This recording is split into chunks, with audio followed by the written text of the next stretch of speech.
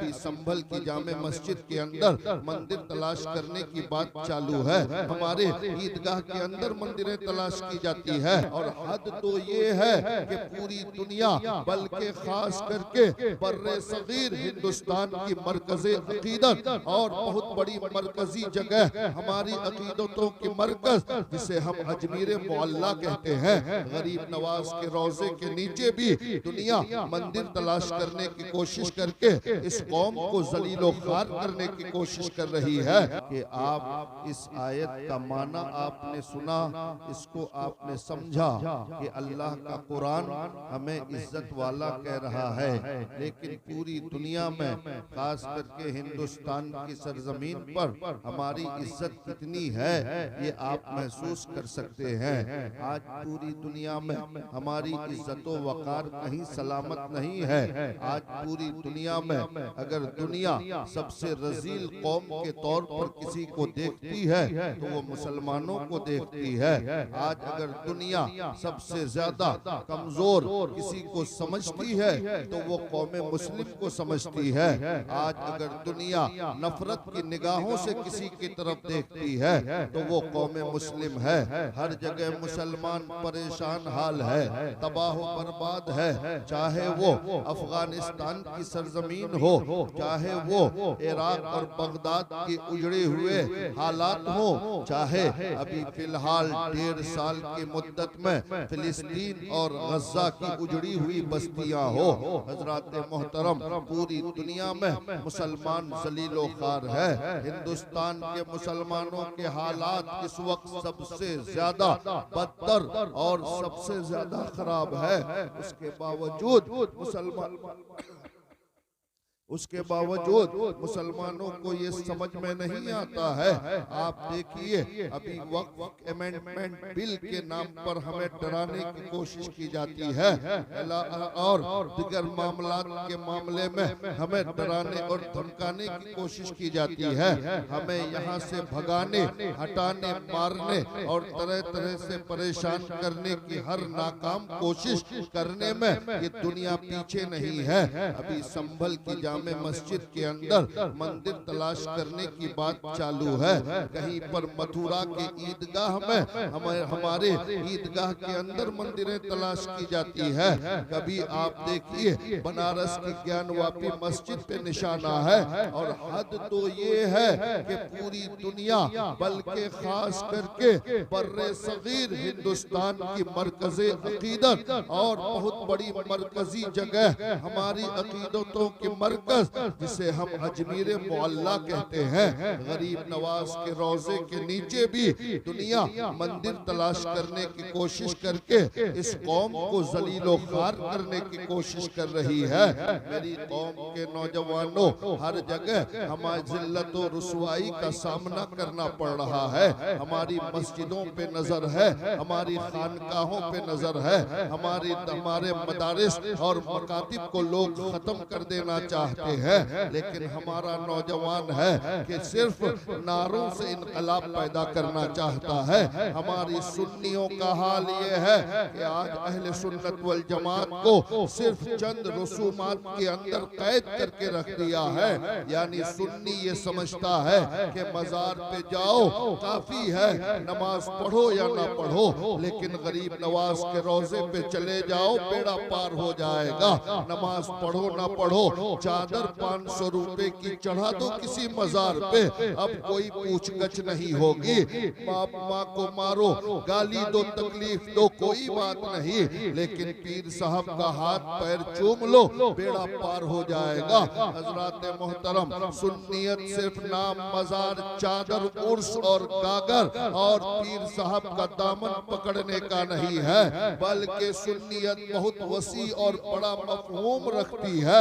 आपने सुन्नियत को, आपने अपने ईमान और इस्लाम को चंद जुजियात के दरमियान मुक़य्यद कर दिया है। इसलिए आज हम परेशान हैं, इसलिए आज हम मारे और काटे जा रहे हैं। आपने कभी गौर किया कि हमारी बर्बादी की वजह क्या है, हमारे परेशान होने की वजह क्या है, हमारी नाकामियों की वजह क्या है, हमें दुनिया क्यों कमजोर समझ रही है। एक वो दौर था कि हम 313 थे, पूरी दुनिया हमारे सामने हाथ बांधकर खड़ी रहती थी।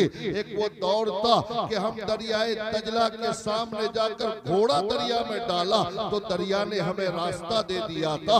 एक वो दौर था कि 18 साल का नौजवान मुजाहिद मोहम्मद इब्ने कासिम अकेला आधे से ज्यादा हिंदुस्तान पर इस्लाम का झंडा गाड़ दिया था। एक वो दौर था कि महमूद गज़नवी दरियाए गंगा में घोड़ा डाला तो डॉक्टर इकबाल कई सौ साल के बाद गंगा को आंखें दिखाकर कहने पे मजबूर हो गया था, ऐ आबरूद गंगा वो दिन है याद तुझको, उतरा तेरे किनारे जब कारवां हमारा, तौहीद की अमानत सीनों में है हमारे, आशा नहीं मिटाना नामो निशा हमारा।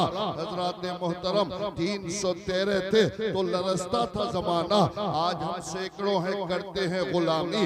आखिर वजह क्या है? 313 मुसलमान मैदान बद्र में अल्लाह के नबी सहाबा को लेकर जब काफिरों के मुकाबले में इस्लाम और कुफ्र की पहली जंग है, इस कायनात में इस्लाम और कुफ्र की पहली जंग है। एक तरफ मुस्तफा जाने रहमत 313 सहाबा को लेकर मैदान बद्र में पहुंचे हैं, दूसरी तरफ 1000 से ज्यादा काफिर मैदान बद्र में मुसलमानों को इस्लाम को खत्म करने के लिए आया है। मुसलमानों की गुर्बत का आलम ये था, मुसलमानों की कमजोरी का आलम ये था कि मुसलमानों के घरों में 3-3 महीने तक चूल्हा नहीं जलता था, बल्कि एक खजूर 2-2 मुसलमान बांट कर खाकर पूरा दिन पानी पे गुजर और बसर किया करता था। वो मुसलमानों की गुर्बत का दौर था, मुसलमानों की गरीबी का दौर था, मुसलमानों की हिजरत का दौर था। अल्लाह अकबर, भूखे प्यासे मुसलमान है, रमजान का महीना है, 17 रमजान का दिन है, सुबह से शाम तक मुसलमान रोजे की हालत में है। मुसलमानों का बदन बज़ाहिर कमजोर है, लेकिन काफिर दूसरी तरफ खा पी कर आया है। मुसलमानों के पास हथियार नहीं है। अल्लाह के नबी ने खजूर की लकड़ियों को मुसलमानों के हाथों में तलवार समझकर पकड़ा दिया है। अल्लाह अकबर, दूसरी तरफ 1000 से ज्यादा काफिर है, दूसरी तरफ खाते पीते काफिर है, दूसरी तरफ हथियारों से लैस काफिर है, दूसरी तरफ घोड़ों पे सवार काफिर है, और एक तरफ मुसलमान सिर्फ 313 मुसलमान रोजे की हालत में, मुसलमानों के हाथों में तलवार नहीं, मुसलमान पैदल है। अल्लाह अल्लाह, लेकिन दुनिया ने देखा 313 मुसलमानों ने 1000 से ज्यादा काफिरों को ऐसी शिकस्त दिया मैदान बद्र में कि कयामत तक दुनिया की कोई कौम मुसलमानों की उस बहादुरी की मिसाल नहीं पेश कर सकती। नारे तकबीर, नारे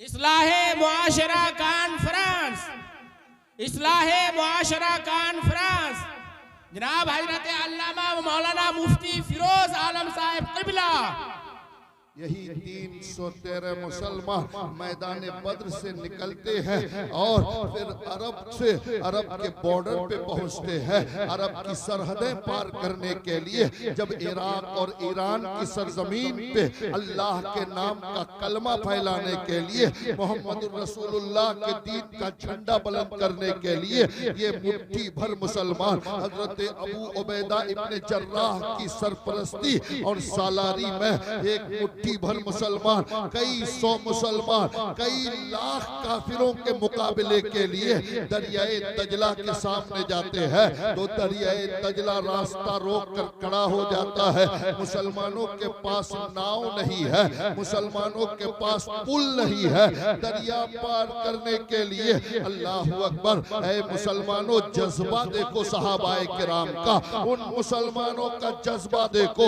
अल्लाह के इज्जत की कसम हजरत अबू उबैदा इब्ने जर्राह सहाबी रसूल ने, मुजाहिद इस्लाम ने दरियाए दजला से कहा, ए दजला की आवारा लहरों, कान खोल कर सुन लो, हम नबी के गुलाम हैं। तुझे आज से पहले बहुत सी कौमों ने पार किया होगा, आज पहली बार मुस्तफा के गुलामों से पाला पड़ा है, आज पहली बार नबी के आशिकों से पाला पड़ा है। वो और कौमें हैं जिसका भरोसा नाव, कश्ती और पुल पे होता है, हम तो नबी के आशिक हैं, हमारा भरोसा पुल और कश्ती पे नहीं, मदीने वाले मुस्तफा पर है। क्या बात है, सुभान अल्लाह सुभान अल्लाह। हमारा भरोसा आमना के लाल पर है, मुस्तफा जाने रहमत पर है। हमारे पास नाव नहीं है, हमारे पास कश्तियां नहीं है, हमारे पास पुल नहीं है, लेकिन हमें दरिया पार करके ईरान और इराक में अल्लाह के नाम का झंडा बुलंद करना है, इस्लाम की रोशनी फैलानी है।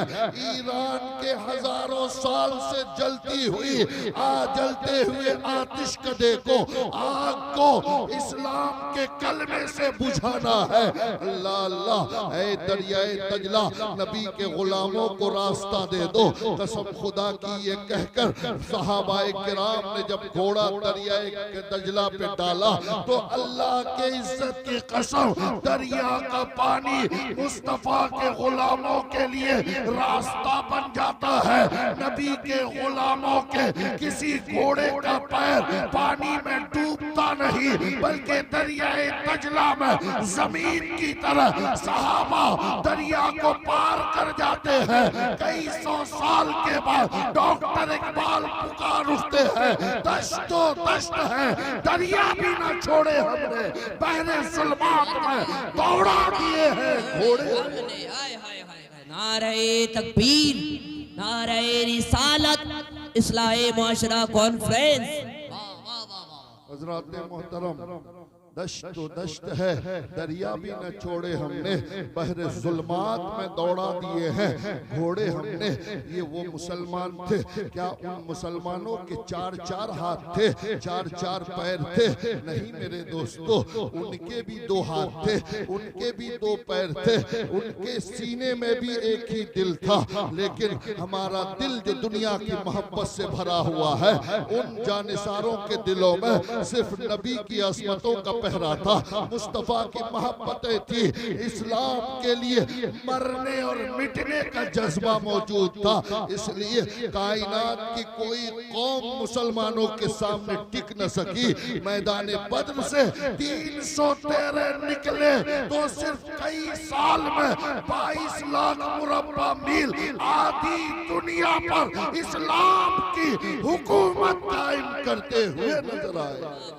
आधी से ज्यादा दुनिया पर सिर्फ कई साल में फारूक आजम की खिलाफत तक आधी दुनिया पर मुसलमानों की हुक्मरानी थी। आधी दुनिया अल्लाह के नाम से गोंजा करती थी। अल्लाह अकबर। मेरे दोस्तों और बुजुर्गों, आज वही मुसलमान, आज उन्हीं सहाबा का खून जिन मुसलमानों के बदन में है, वो कमजोर क्यों है? वो मार क्यों खा रहा है? वो जलील क्यों हो रहा है? उनकी मस्जिदें क्यों तोड़ी जा रही है? उनके ईदगाहों पे कब्जा क्यों है? उनकी जमीनें क्यों छीनने की कोशिश की जा रही है? आपने कभी गौर किया? अब मैं आपको एक आंकड़ा बताऊं कि वो 313 मुसलमान थे, आज 1400 साल के बाद पूरी दुनिया में आज 200 करोड़ से ज्यादा मुसलमान हैं।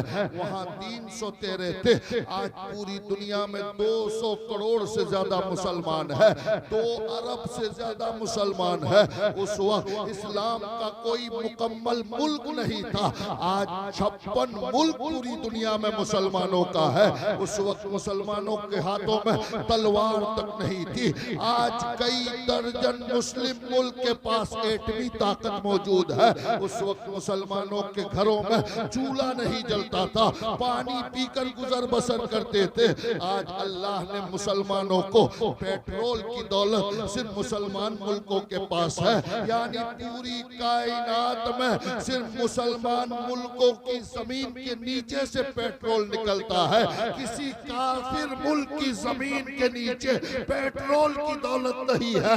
पेट्रोल की दौलत सिर्फ मुसलमान मुल्कों की जमीन के नीचे है। पेट्रोल की दौलत सिर्फ मुसलमान मुल्कों के पास, सोने के पहाड़ सिर्फ मुसलमान मुल्कों के पास, खजूर की खेती सिर्फ मुसलमान मुल्कों के पास होती है। अल्लाह अल्लाह, दुनिया की 70% दौलत अल्लाह ने मुसलमानों को दे रखा है। अल्लाह अल्लाह, 200 करोड़ से ज्यादा मुसलमान, पेट्रोल हमारे पास, खजूर हमारे पास, सोने की कानें हमारे पास, दुनिया की 70% से ज्यादा दौलत हमारे पास, लेकिन उसके बावजूद मार हम खा रहे हैं, ठोके हम जा रहे हैं, जलील हम हो रहे हैं।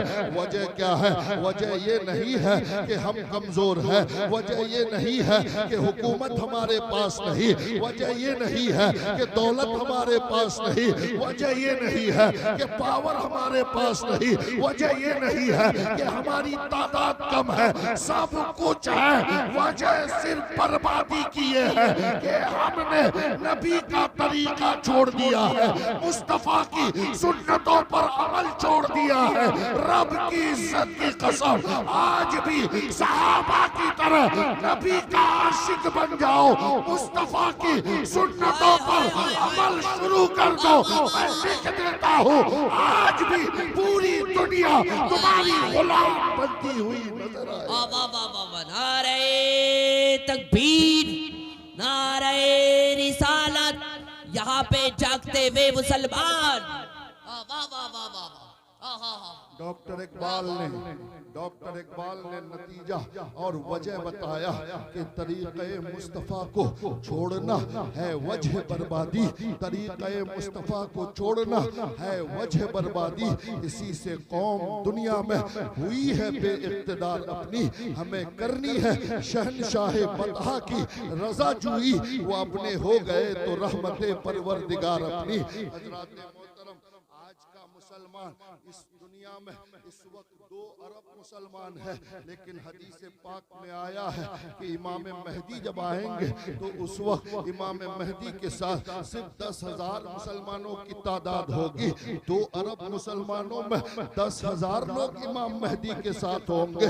मतलब ये है कि हर कलमा पढ़ने वाला मुसलमान नहीं है, हर दावा करने वाला मुसलमान नहीं है, वरना दावा करने वाले तो 2 अरब है, लेकिन अगर 2 अरब के दिल में इश्क़े रसूल हो, 313 के दिल में था तो पूरी दुनिया पर हुकूमत थी।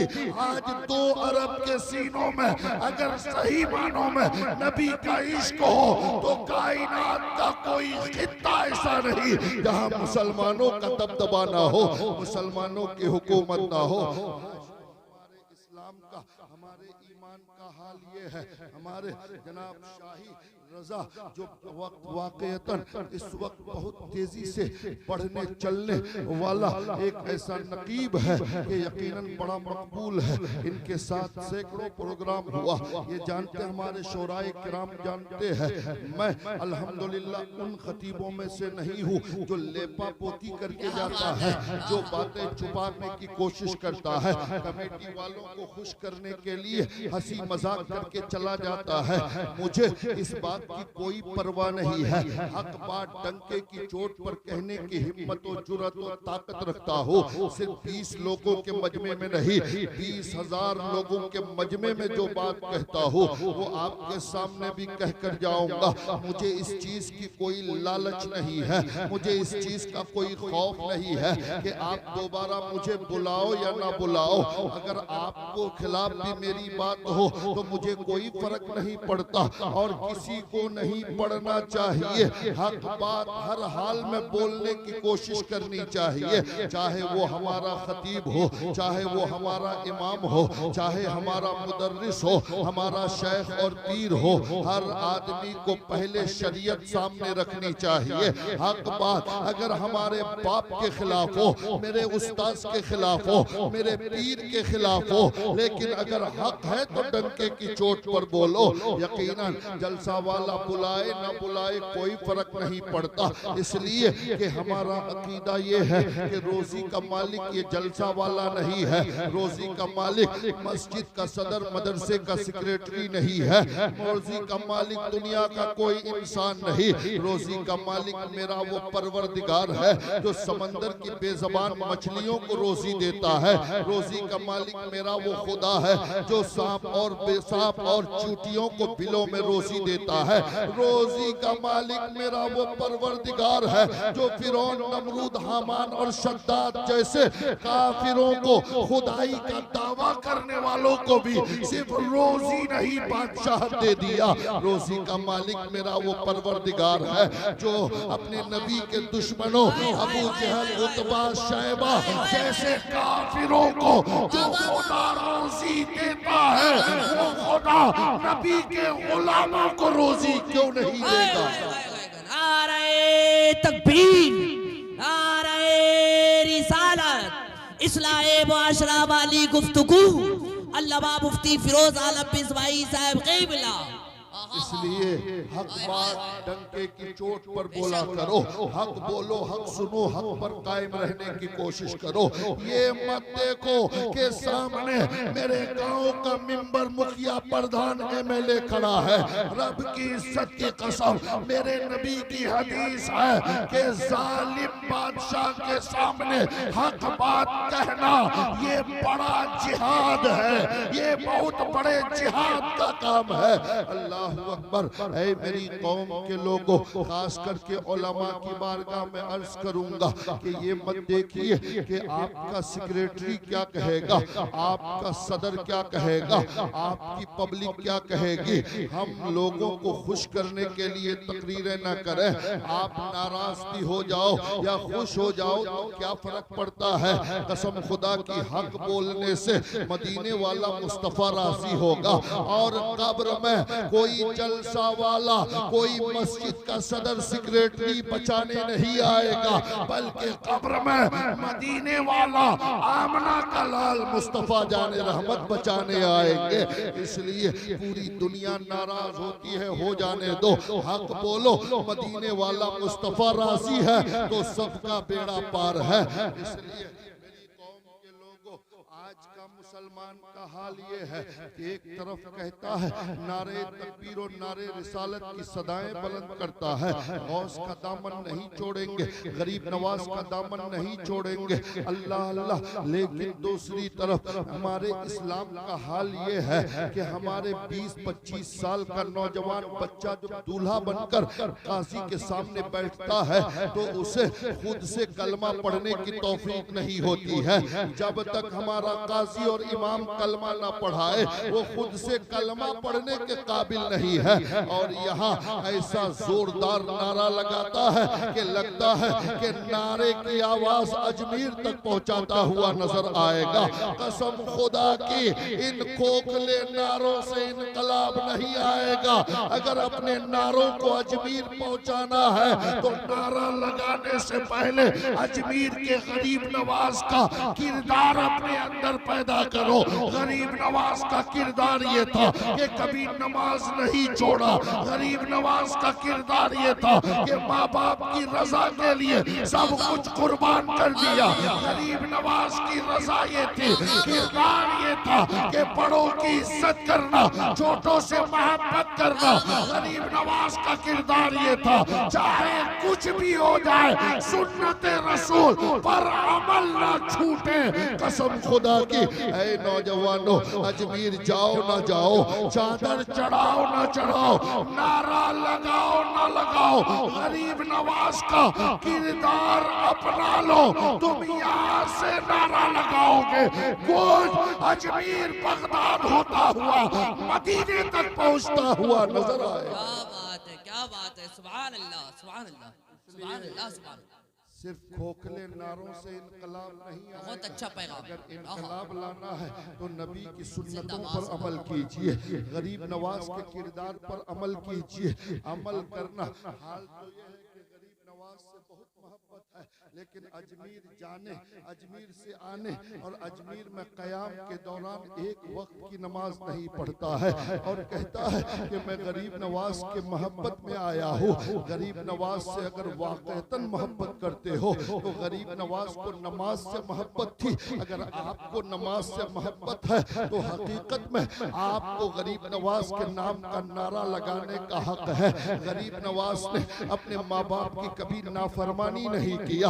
आप अगर अपने माँ बाप के फरमा बरदार हो तो आपको गरीब नवाज के नाम का नारा लगाने का हक है। लेकिन अगर वो शख्स जो नमाज नहीं पढ़ता है, जो झूठ बोलता है, जो हराम रोजी के जरिए अपने बाल बच्चों की परवरिश करता है, जो अपने माँ बाप को तकलीफ देता है, खबरदार उसको नारा लगाने का हक नहीं है। अगर वो पूरी जिंदगी गरीब नवाज के चौखट पे सर रख कर रगड़ते हुए गुजार दे, फिर भी उसे गरीब नवाज का फैज नहीं मिलेगा। और अगर वो अजमेर गया भी नहीं, माँ बाप अगर राजी है तो यही से गरीब नवाज का फैज उसे मिलता हुआ नजर आए। क्या बात है, क्या बात है। नारे तकबीर, नारे रिसालत, ख्वाजा का हिंदुस्तान, अल्लामा मुफ्ती फिरोज आलम मिसबाही साहब क़िबला। बहुत अच्छा। हमारे ईमान का हाल ये है, हमारे इस्लाम का हाल ये है कि कलमा काजी साहब पढ़ाए। मैं ये नहीं कहता कि कलमा याद नहीं, मुश्किल से पहला कलमा याद होगा और कुछ लोगों को दूसरा तीसरा याद हो, लेकिन ये जो कलमे पढ़ाए जाते हैं निकाह के वक्त, जब तक मौलवी न पढ़ाए तब तक उनकी हिम्मत नहीं जो पढ़ सके। क्यों? इसलिए कि कभी पढ़ता ही नहीं है। वही चीज अजबर होती है जो पढ़ते रहता है। अल्लाह अकबर। लेकिन उसी नौजवान से कहो कि जब वो एक नौजवान है, वो गरीब नवाज के नाम पे उछलता तो जरूर है, लेकिन उसने अपनी जिंदगी के 20-25 साल गुजार दिए, कलमा याद नहीं। 50 साल का मुरीद है, किसी पीर से बैत हुए 50 साल हो गए, लेकिन अभी तक उसे वजू के तरीके मालूम नहीं, गुस्ल का तरीका मालूम नहीं, नमाज के वाजिबात और फराइज मालूम नहीं। लेकिन 50 साल से किसी पीर का मुरीद है। क्या फायदा ऐसी पीरी मुरीदी का कि 50 साल में मुरीद को गुस्ल का तरीका मालूम नहीं हो सका। अल्लाह अकबर। 50 साल की उम्र है, जनाजे की नमाज पढ़ने गया है, सफे लगी है, इमाम ने अल्लाह अकबर कहा, अल्लाह अकबर कह के हाथ बांध लिया, लेकिन नमाज जनाजा की दुआ उन्हें याद नहीं। 95% मुसलमानों को जनाजे की दुआ याद नहीं है, जनाजे की दुआ याद नहीं है। अल्लाह अल्लाह। 40 साल का आदमी, 50 साल का आदमी, 60 साल का आदमी, 30 साल का मुसलमान जाके खड़ा है, 30 साल में 3 लाइन की एक दुआ याद नहीं। 40 साल हो गए, 3 लाइन की एक जनाजे की दुआ याद नहीं। 50 साल की उम्र है, 3 लाइन के जनाजे की दुआ याद नहीं है। अल्लाह अल्लाह। जनाजे की नमाज तो वो दुआ ही है। नमाज तो सिर्फ इसलिए कहा कि नमाज की थोड़ी सी शक्ल कयाम की हालत उसमें है, वरना वो नमाज नहीं है। हकीकत में वो मय्यत की मगफिरत की दुआ है, मरने वाले की बख्शिश की दुआ है, और वो दुआ ही आपको याद नहीं। अल्लाह अल्लाह। हमारी कौम का शख्स उस मय्यत को पीछे खड़े होकर धोखा देता है, गया है उसके लिए दुआ मांगने, लेकिन उसे दुआ याद नहीं, पीछे जाकर खड़ा है। सिर्फ दूसरों को नहीं, बल्कि अफसोस तो ये है कि एक बेटा अपने बाप की मैयत में अपने बाप को भी पीछे खड़ा होकर धोखा देता हुआ नजर आता है। हजरत मोहतरम, कितने अफसोस की बात है, मेरे बाप के जनाजा मेरे बाप का जनाजा आगे है और मैं पीछे खड़ा हूँ और ये दुनिया को दिखाता हूँ कि मैं दुआ करने आया हूँ, जनाजा पढ़ने आया हूँ। अल्लाह अल्लाह। ऐ मेरी कौम के नौजवानों, 30-30, 40-40, 50-50 साल की उम्र में 3 लाइन की दुआ याद नहीं, लेकिन कई वर्ग के गाने नौजवानों को याद है। अल्लाह अल्लाह। हमारे स्कूल के बच्चों को देखिए, दो पेज का पोयम याद कर लेता है अंग्रेजी जबान में, अल्लाह अल्लाह अगर याद नहीं करता तो उसकी माँ उसका बाप डंडा लेकर बैठा रहता है। अल्लाह अल्लाह, ऐ मेरी कौम की माँ और ऐ मेरे कौम का बाप, जिस छोटे से बच्चे को स्टैंडर्ड 1, 2, 3 के बच्चों को दो पेज की अंग्रेजी की पोयम याद करा देते हो और प्रेशर डालकर याद कराते हो, पैसे देकर टीचर से याद करवाते हो, अल्लाह अल्लाह उसी बच्चे को 3 लाइन के जनाजे की दुआ क्यों नहीं याद करवा दिया? अल्लाह अल्लाह, कसूरवार सिर्फ वो बेटा नहीं है बल्कि कसूरवार उसका बाप और उसकी माँ भी है, इसलिए कि माँ बाप दुनिया की बड़ी से बड़ी चीजें याद तो करवा देते हैं लेकिन दीन के लिए माँ बाप अपने बच्चों को फोर्स नहीं करते, इसलिए 50 साल में भी उसे जनाजे की दुआ याद नहीं। हक बात है, हक बयान है। इसलिए धोखा मत दो मैयत को, बल्कि याद करो। और कुछ ढीठ किस्म के लोग हैं जो दुनिया और नेतागिरी वहाँ भी दिखाने की कोशिश करते हैं। इमाम साहब अगर आगे खड़ा है तो एक दुनिया टाइप का आदमी आगे बढ़ा ताकि लोगों पे उसका इम्प्रेस बने, लोग कहें कि ये बड़ा बोल्ड आदमी है।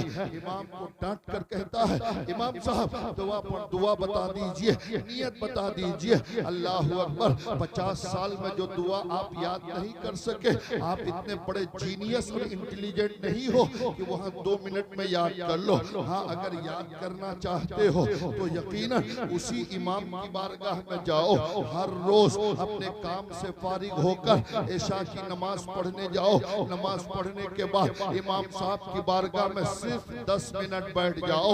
अल्लाह अल्लाह, मेरा दावा है कि 3-4 दिन अगर 10 मिनट बैठ गए तो उस 10 मिनट के टाइम में 2-3 दिन में 3 लाइन की दुआ तुम्हें याद हो जाएगी। लेकिन हमारे नौजवानों के पास 2-2 घंटा IPL का मैच देखने का टाइम है। हमारी कौम के नौजवानों के पास लॉटरी की टिकट काटने के लिए आधा घंटा लॉटरी की दुकान पे खड़ा होने का वक्त है। हमारी कौम के नौजवानों के पास खेल और तमाशों के लिए घंटों का वक्त है। हमारे कौम के नौजवानों के पास दोस्तों के साथ चौक चौराहों पर जाकर नशे में धुत होकर एक दूसरे माँ और बहनों पर गलत निगाहें डालने का वक्त है। लेकिन अपनी जिंदगी के 24 घंटे में से 10 मिनट निकालकर दीन सीखने का वक्त नहीं है। रब की इज्जत की कसम, आज अगर 10 मिनट नहीं निकाल सके तो फिर कब्र में अफसोस के अलावा तुम्हारे हाथ कुछ नहीं आने वाला है। इसलिए अगर कब्र में अल्लाह के अजाब से बचना चाहते हो तो जिंदगी में का हर दिन का 10 मिनट निकाल कर इमाम की बारगाह में जाओ और जाने के बाद अपने उस 10 मिनट को दीन के लिए इस्तेमाल करो। अगर उसी 10 मिनट में रोजाना 10 मिनट दीन सीखने के लिए इमाम साहब के पास जाओ तो अल्लाह के नबी की हदीस है कि जो बंदा दीन सीखने के लिए सफर करता है, जाता है, उसी जाने आने में अगर उसकी मौत हो गई तो वो शहादत की मौत है। बगैर हिसाब किताब के वो जन्नती बनता हुआ नजर आए। क्या बात है, सुभान अल्लाह, सुभान अल्लाह, मोहतरम। सुभान अल्लाह। लेकिन बड़े अफसोस के साथ ये कहना पड़ता है कि हमारे पास दुनिया के हर काम के लिए वक्त है लेकिन दीन सीखने के लिए वक्त नहीं है। नबी की हदीस है और शरीयत सीखने के लिए टाइम नहीं है। अल्लाह अल्लाह, और इसका सबसे बड़ा जो सहरा जाता है वो हमारी माँ बहनों की तरफ जाता है। मुफ्ती आरिफ साहब क़िबला ने शादी बियाह के रसूमात के खिलाफ आपके सामने जो बयान फरमाया, यकीनन मैं इस कौम की माँ और बेटियों से से कहना चाहूंगा कि यकीनन अगर इस कौम की बेटियों की कोख और गोद और निगाहें पाक हो गई तो मैं आपको दावे के साथ लिख कर देने के लिए तैयार हूँ कि इस कौम का कोई भी बेटा बदअमल बद किरदार नहीं होगा। एक अंग्रेज मुअर्रिख ने कहा था, उसका एक जुमला है कि तुम मुझे अच्छी माएँ दो मैं तुझे अच्छी कौम दूंगा, तुम मुझे अच्छी माँ दो मैं तुझे अच्छा मुआशरा दूंगा, तुम मुझे अच्छी माँ दो मैं तुझे अच्छी सोसाइटी दूंगा। यानी माँ अच्छी हो तो कौम अच्छी होगी, माँ अच्छी हो तो सोसाइटी अच्छी होगी, माँ अच्छी होगी तो मुआशरा अच्छा होगा। अल्लाह अकबर। लेकिन माओ का हाल ये है, जब तक माओ के सीनों में, जब तक माओ के जहनों में दीन था तो बच्चे हाफिजे कुरान पैदा होते थे। लेकिन जब से माओ के दिलों और जहनों पर दीन के बजाय फिल्मी गाने और फिल्मी सीन मौजूद है, तब से बच्चे हाफिजे कुरान नहीं बल्कि चोर और उचक्के पैदा होते हैं, बदमाश और गुंडे और मवाली पैदा होते हैं। इसलिए ऐ मेरी कौम की माओ और ऐ मेरे कौम का भाई, आपके अंदर दीन होगा तो बच्चे खुद ब खुद दीनदार होंगे। मैं आपके सामने एक बात करूं कि आपको हो सकता है कि आपको इस मिसाल के जरिए बहुत अच्छी तरह बात समझ में आ जाए। हजरात मोहतरम, ये मत देखिए कि आप लोग कम हैं। इमाम गजाली अलैहि रहमा कहते हैं कि अगर पूरी कायनात में एक आदमी भी किसी के इस्लाह करने से इस्लाह कबूल कर लिया तो समझ लो कि पूरी कायनात के इस्लाह कबूल करने का सवाब मिल जाता है। हजरात मोहतरम, इसलिए आप अपनी तादाद मत देखिए बल्कि आप दीन की ये बातें सुनिए और सीखिए। आज